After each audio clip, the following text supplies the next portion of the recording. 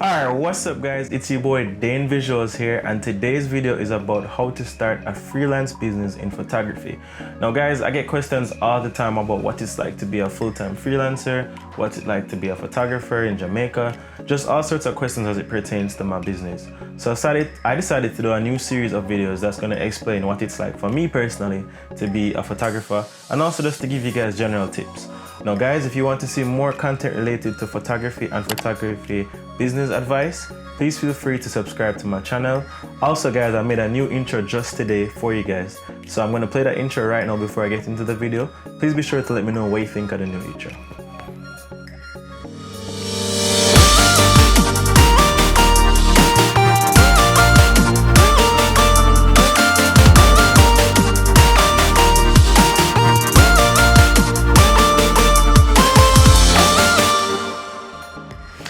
Alright guys, so let me know what you guys think about that new YouTube intro.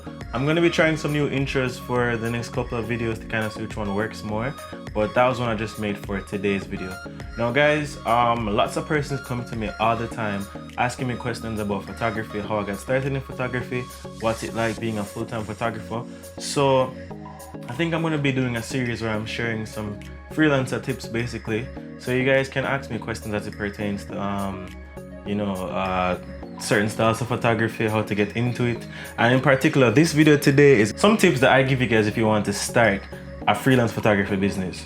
Now, the first piece of advice I'd give to anyone that's interested in starting a photography business is to do some research, some really high-key research into a niche of your choice. Now, I understand that you're not going to be limited to one style of photography, but when you're just starting, if you don't have that capital that you need to, vastly expand, I think it's very ideal that you figure out what exactly is it you want to do, and that way you can invest appropriately. Because I mean, it's a pandemic going on, so I understand that funds isn't unlimited. So for instance, if you're interested in doing aerial photography, then you might not necessarily need a camera, but you can look into getting a drone. As well as if you're interested in doing maybe action photography, maybe your best bet would be a GoPro, which could also double as something you could use underwater and for other high intensity stuff. So I tell you to do some research into your particular niche to get an idea as to what you're gonna want to do, and then from there you can invest appropriately, because to be honest, it's easy to spend like thousands of dollars in photography equipment because there's so much gear right now. There's so much things you can buy if you want to start doing photography, and you just don't need all of them, to be honest. I mean, once you've gotten to the point where you can afford to, of course, buy all you can, but for a beginning person, you don't really need to get every single gadget there is out there. So do a lot of market research into what is important for your particular niche and to see what it is that you need to get right away to ensure that your business is high functioning and can survive in the environment that we're in. Now, my second piece of advice, which is a question that everybody always has: what kind of camera do I buy? Now guys, I'm going to be honest with you. The truth is, there is no magic camera. Why you always lying? Oh my god. No, a lot of you guys go be like, what? Come on, the best camera should be the Sony or the Canon, and that's just not true. Guys, the best camera for you is the camera that you can afford. Now, honestly, I could go on and on about the different features. I particularly shoot Sony, so I can go on and on about the particular features of my Sony camera and why I chose it, but it's really and truly just because that's the camera that I could afford. Now, I won't lie to you, some brands, Canon for me is a little bit pricey, but more or less Canon does the same thing that Sony does, and Sony does the same thing that Nikon and all the other cameras do. There are small nuances, but all in all, these are not enough to completely change or affect your business. So if you can afford to get the Sony camera, go ahead and get the camera. I'd more tell you to choose the camera based off stuff like ergonomics, how does the camera feel in your hand, stuff like is the camera both good at photography and video? Is the camera within my budget? Focus on stuff like that, because there's no ideal camera. The best piece of advice that I can give to you is that if you're planning on doing a full-time photography business, I would tell you to get a prosumer or semi-professional camera, and those cameras will range between 800 to around, I guess, 3,000 USD. So anywhere between that is where you get a high functioning camera that could probably serve as your main camera for your business. Now, if you don't have that much bang for buck, spend as little as you can to get the prosumer camera and invest heavily in your lens as well. Lenses are just as important as the body of the camera, not to mention stuff like lighting and light modifiers, which is essentially the bread and butter. That's what separates the pros from the non-pros, their lighting and their stylistic choices. So if you're not loaded with cash, get the camera that you can afford and invest in your lenses as well as your lights. These are the things that will separate you and your business from other photographers. Don't kill yourself to buy the most expensive camera there is, because if you use an expensive camera and giving it bad lighting, it's just gonna look like an average camera.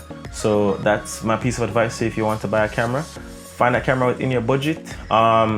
General piece of advice, I'd say that Sony is generally good at creating hybrid cameras. So if you're a photographer who also wants to do a little bit of video, I suggest Sony, because for the price point, you get really good cameras that can function as both video and photography cameras. They're also really good in low light, and as a beginner, you probably don't have that much money for lights.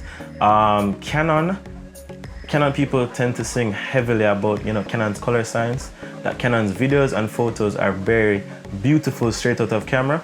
But if you're going to edit your photos and your videos regardless, you probably don't need to get a camera that is amazing with color science, because either way you're going to manipulate the colors on your own.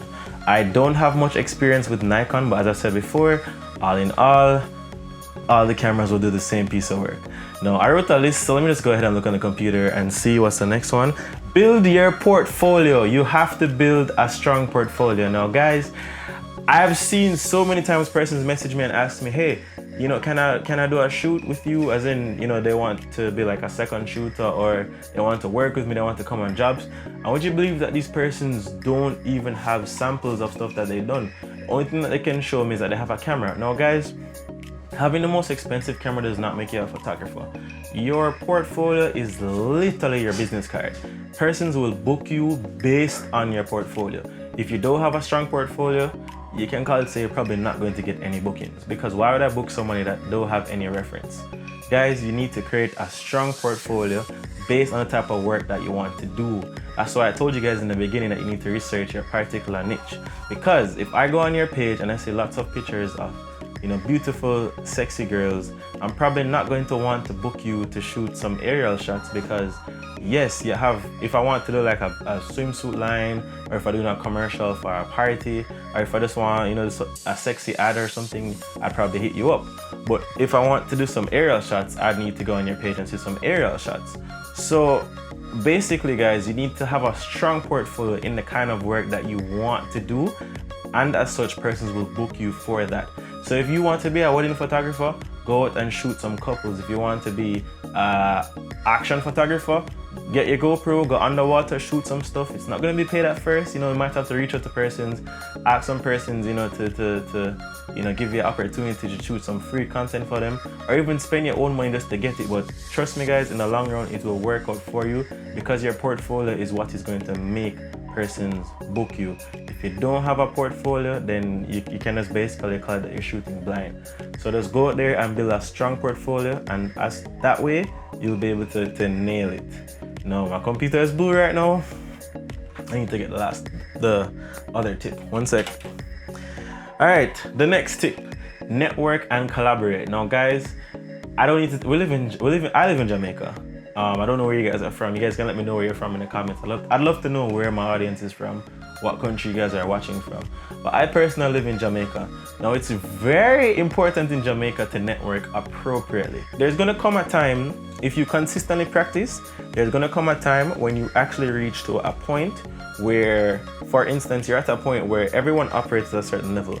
Let's say everybody's operating at level 95. The only difference between the persons at level 95 right now is their network. So if everyone is shooting great high quality content, what's gonna let me book X person from booking Y person? The relationship that I have with that person. So if both X and Y are 95, I'm going to book the one that I have a stronger relationship with, because they're both good, but I just know X. So you need to get out there and create good relationships with persons, so that they can in turn use you and just basically spread your business out there. Because at the end of the day, if you consistently practice and improve, you'll get known. But once you're at that point, there's a point where everyone is just great. So the only difference is your network. Like, why am I going to book you? Because I like you. Like, pretty much that simple. I mean, it sounds bad, but at the end of the day, that's the whole life. We try and make good relationships with persons, because you know, persons don't only buy based off service. Yes, you have to give a great service, but you also have to just make people like you. That's a part of being an entrepreneur. Like, why would I buy a product from a person I don't like if everyone is still making a good product? So it's not to say not to strive to make a good product, but you also need to ensure that your customers enjoy the experience that you give them. They like coming and shoot to you because of the vibe. You know, you're not a pervert, you know, they don't feel uncomfortable shooting with you, stuff like that. So you have to network and, you know, collaborate. Also forgot to mention collaborate. Collaboration, you know, you have to collaborate with persons to expand your niche, to also expand your technical skills, because every photographer will have a different style of shooting. So collaboration helps to not only expand both of your audiences, but it also helps to give you insight into another perspective. I think collaboration is very crucial because it's going to help you to expand your audience and expand your insight. And my last point, guys, is to consistently improve at your craft while simultaneously improving your business structure. Now guys, you can be the best photographer out there, but if you don't have a proper business structure, you're not going to become successful. Because essentially, yes, talent is a heavy part of it, guys, but it's not just about talent. It's about, you know, client retention. It's also about, you know, investing properly in gear. It's also about, you know, investing in anything, because you being the business, you're also a part of it. So, you know, you have to make sure that you're retaining enough money to feed yourself, to clothe yourself, to take care of your family, take care of your loved ones, as well as to keep the business flowing. Because the aim of a business, you know, most businesses is to profit. I mean, we obviously have other responsibilities as humans, but the main aim of your business is to profit.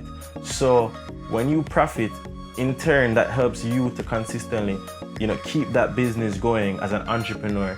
So you have to grow as a creative. You should never stop growing. No matter how good you get, you know, you have to spend time watching tutorials, learning the new trades. In the technology niche, or in this kind of field, which is a technology-based field, stuff is always changing. Like, nothing stays the same. Cameras change constantly, the way we light things change, the way, you know, the way edit is changing. So you have to constantly keep yourself up to date, keep yourself abreast of the new, you know, stuff that's coming out. Improve your style and your technique.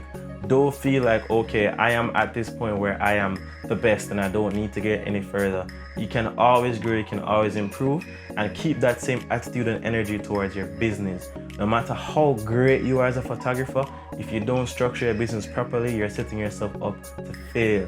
So you need to have systems in place for stuff like, you know, collecting unpaid invoices, stuff like, you know, deadline management, just things to ensure that your business flows efficiently and that, you know, all the parts are consistently flowing. So as I said before, guys, this is just some general tips that I'm giving you in terms of starting a photography business. It's nothing cold, hard, and set in stone. If you guys like the tips that I left for you guys, let me know in the comments, and please be sure to subscribe if you want to see more content related to this. Thank you guys for watching this video, and see you again next time.